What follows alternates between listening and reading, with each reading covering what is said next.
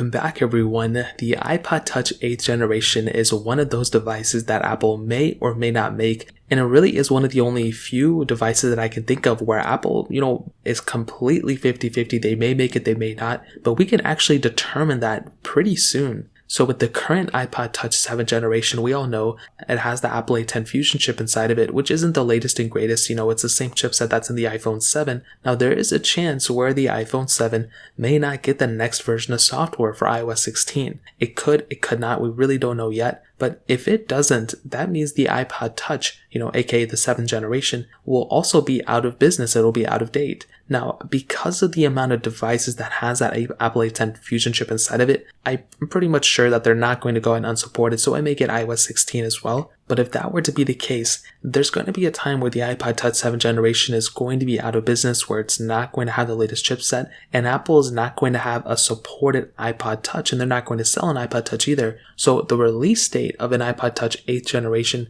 could be any time between the end of iOS 15 and the beginning of iOS 16. So if iOS 16 is not supported with the iPhone 7, I feel like at that point Apple is probably going to end up announcing the iPod Touch 8th generation as early as next year, but also it could go up to 2023 if the iPhone 7 is still supported with iOS 16. Now, what is it going to look like? Well, essentially, I think, to be honest, it's going to look more like an iPhone 12 mini and then an iPod Touch 7th generation. So it could have like a mixture of, a kind of a thick bezel. So I imagine something like an iPhone 12 mini, but with a thicker bezel around it, maybe no notch. It would just blend in, but it would be pretty thick bezels. It's not going to be like the renders we've made before. It's literally going to be like something like I feel like it would look kind of like an iPod Touch 7th generation, but with lower bezels and no home button. That's kind of what I would imagine Apple doing in this specific case, considering that, it is a little bit of an outdated iPod and it's an outdated design. And I feel like that's what Apple would end up doing at this point.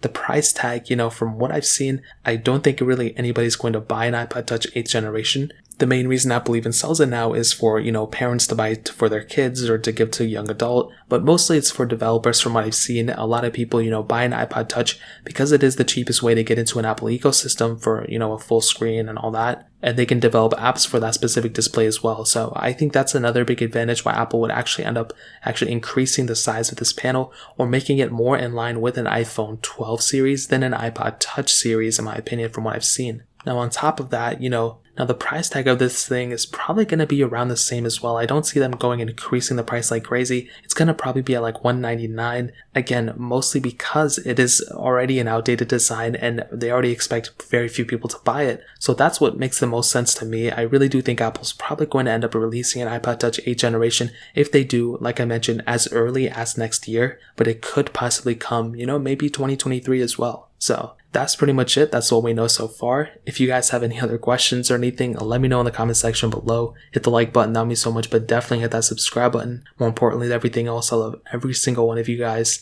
Hopefully I'll catch you guys in the next video. Peace out till then.